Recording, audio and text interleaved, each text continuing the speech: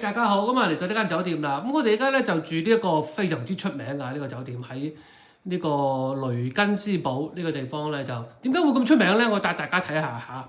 咁我哋揀咗個 Junior Suite 啦。咁由於而家咧就唔係旺季，唔係好貴嘅咋。我先帶大家睇咗呢個房間先。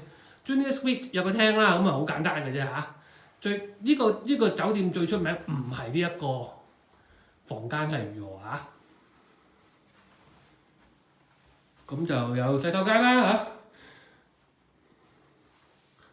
房好普通嘅啫，好普通嘅啫嚇。咁啊，我而家行出去個陽台俾大家睇，點解會咁出名？哇！犀利咯，睇唔睇到啊？哇！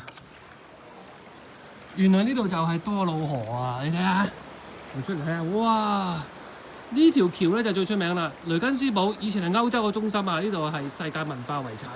呢條橋咧就係布拉格就喺呢度抄過嚟㗎，係抄呢條橋查爾斯河啊，布拉格查爾斯河。大家翻去睇下我之前嘅呢一個地方嚇，就知道呢一個係點解我會嚟呢個地方係世界文化遺產雷根斯堡。